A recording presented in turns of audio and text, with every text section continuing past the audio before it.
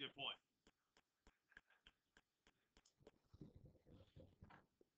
As you flip back, we call this f of t. As you can see, y equals f of t. We're going to bound it from A to B. You don't have to write all this out because you already have some things there. But the fundamental theorem of calculus part 1 starts with let f be continuous over AB. It doesn't have to be differentiable, it just has to be continuous over AB. What does it mean to be continuous over AB? Yeah, you draw without picking up your pencil. Very good.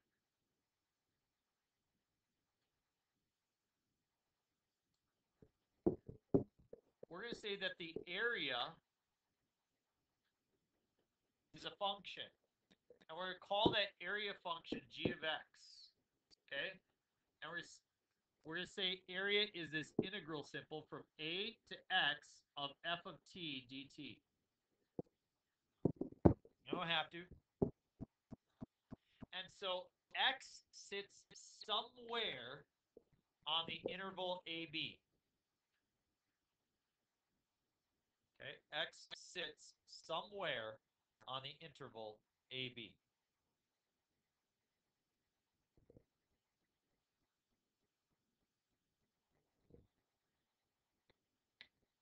If g of x is equal to the integral a to x of f of t dt,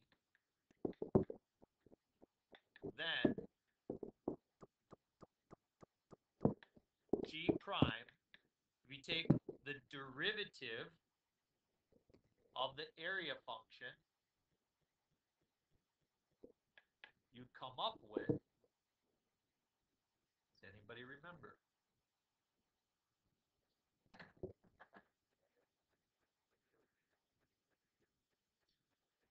If you come up with the function. Exactly. If you take the derivative of the area function, you come up with the function at the spot that you're evaluating.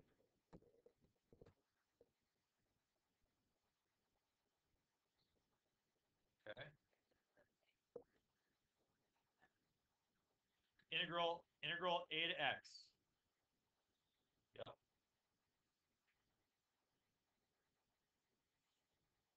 So flip your notes forward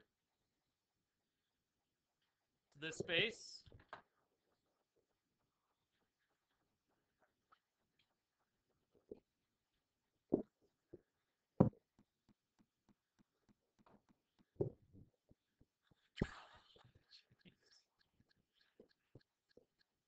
And here you go. We are first going to examine what it means to be this area function. And then we're going to talk about what it means to be the derivative of the area function. It says, let g of x equal the integral from -6 to x of f of t dt. So what that means is g of x is an area collector. It starts at -1, 2, 3, 4, 5, 6. It starts right there.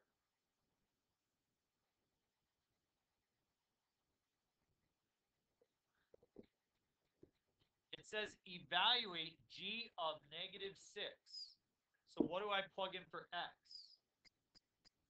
So that means you have the integral from -6 to -6 of f of t dt. So what's the area from -6 to -6? How much area have I collected? None. Now I'm going to do g of -4. So I'm going to go from -6 to -4. Carter, you are correct. I pick up 2 units of area.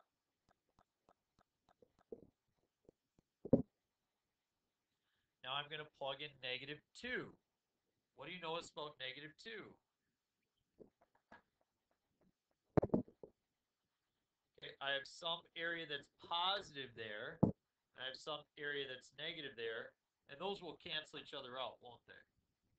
And we're approximating, so, but you will pick up 1 more unit of positive area. So you have a total of 3. As I go g of 0, am I picking up positive area or negative area? I'm picking up negative area. Approximately how many units of negative area do I pick up? About 5 units of negative area. So what would g of 0 be? Negative 2. I'm going to do g of 2. Do I pick up positive area or negative area? I pick up negative 6 units, so negative 8. Good.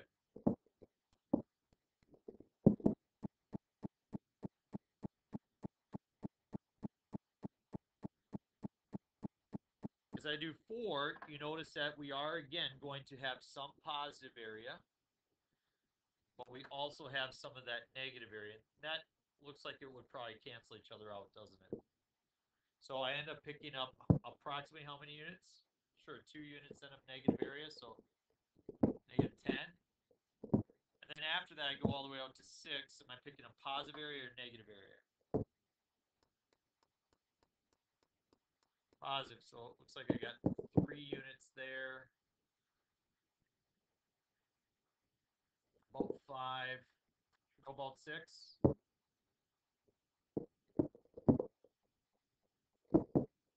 Very good. So on your assignment today, you're going to have to do that area collection where you basically just count the boxes. Can you do that? Okay. Then you have to answer some intelligent questions about the function. It says on what intervals is the area function increasing? Just remember, a function is increasing where the derivative is positive, correct? What is the derivative of g of x?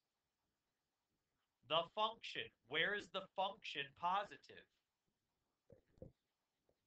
Negative 6 will go negative 6 to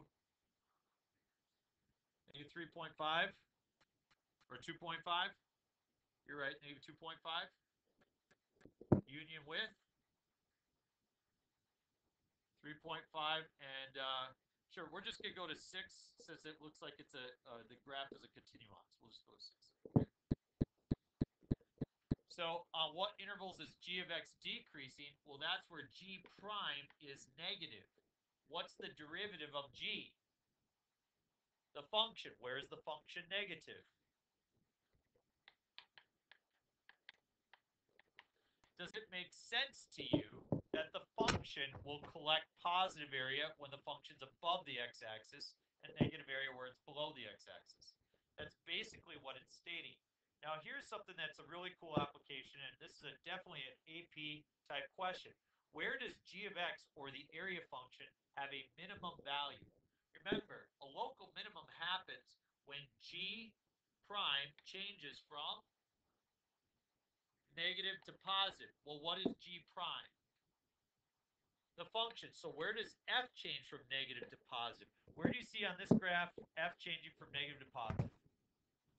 Yeah, at 3.5, where it changes from decreasing to increasing. That'll be at 3.5.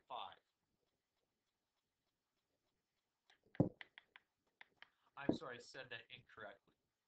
Where g of x changes from decreasing to increasing, or where f of x changes from negative to positive, that happens at 3.5. We're not going to sketch a rough graph. We're going to take that as we got it. We're good to go. Okay? Flip it over.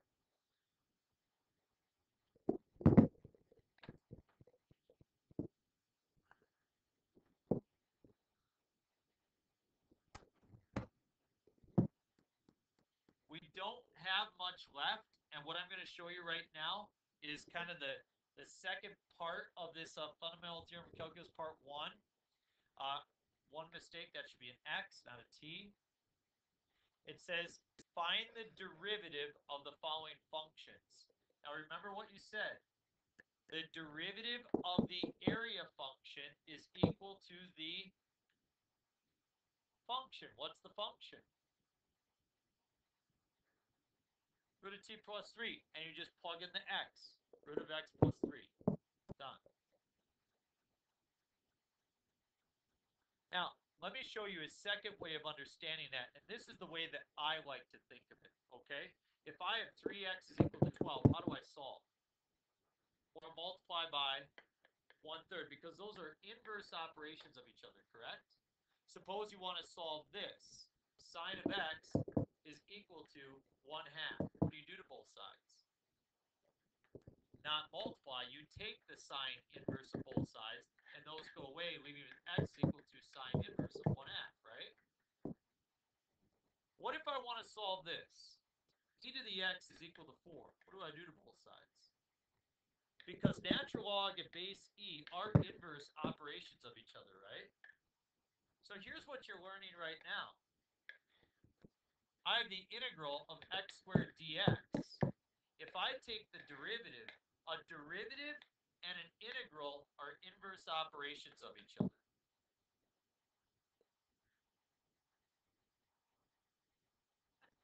Because doesn't this mean antiderivative? And this means, so they should undo each other, right? Do you see it? Totally cool. Let's try the problem. G of x. I want to find g prime. 3x squared, secant of x. Done. But what do you think people do on the test? Because they get this wrong all the time. Nope, they do the product rule. They say, hey, I got to do the product rule. They find the derivative of 3x squared secant of x. No, you're finding the derivative of that whole thing, which means that goes away and that goes away, and plug in the x. What's different about this one?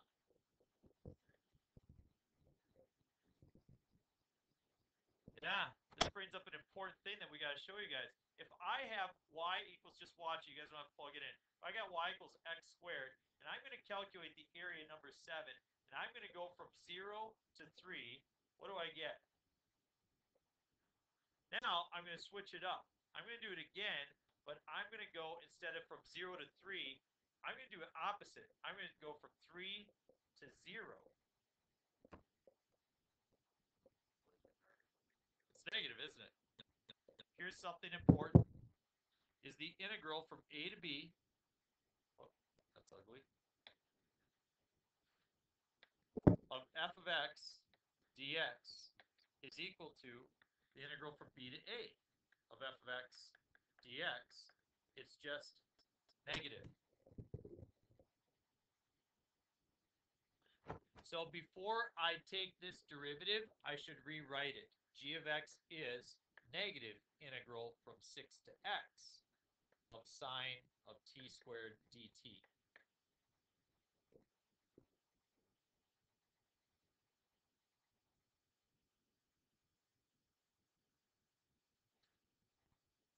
Okay? So if I take the derivative, what do I have left? Negative sine of x squared.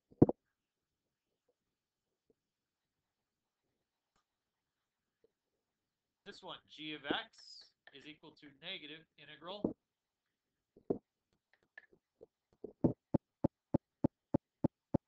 I got natural log of t dt.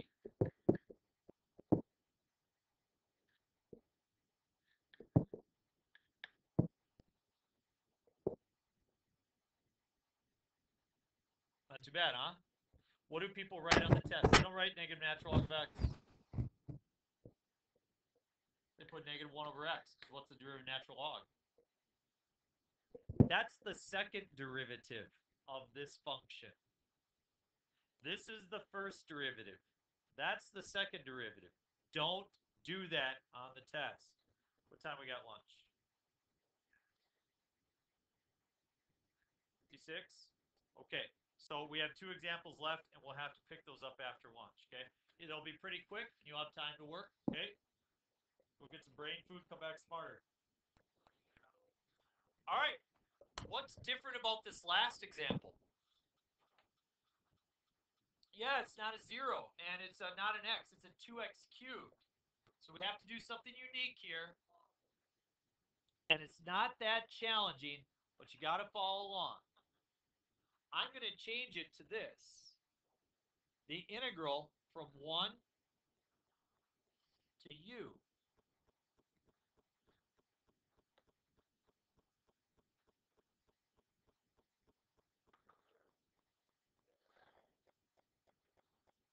What am I doing? The chain rule. What is the inside?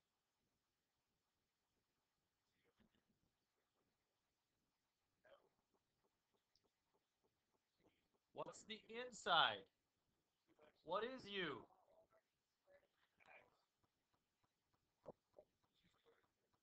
2x cubed. All right. What is the derivative of 2x cubed?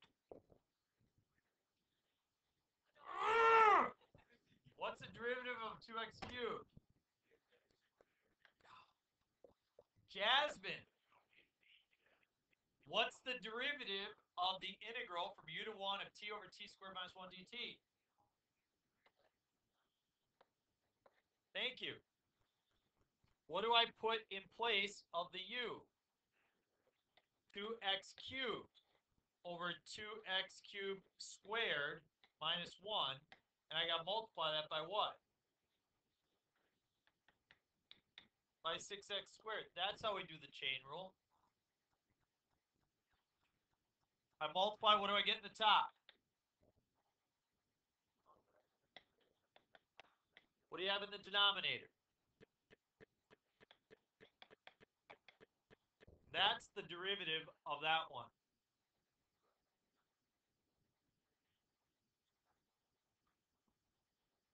Okay, what do I have to do first for the last problem? What do I have to do first? Flip it. What happens when I flip it? Yep.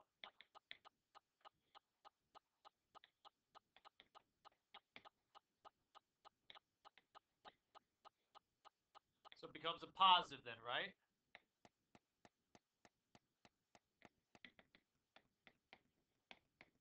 So that negative sign becomes a positive. What's the inside? So the outside is the integral 2 to u cubed root sine of t dt. What's the derivative? Negative 4. What's this derivative?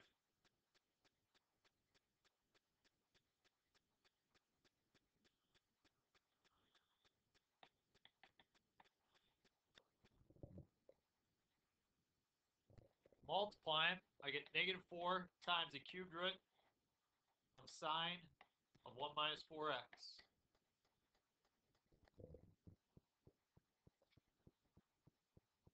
So, looks like an extremely challenging problem, doesn't it? But if you could just see the trick, it's really not that big of a deal, which is often how the AP exam will go. All right, I'm going to hand out to you your study guide, your homework cover sheet, and your last assignment question, Aaliyah.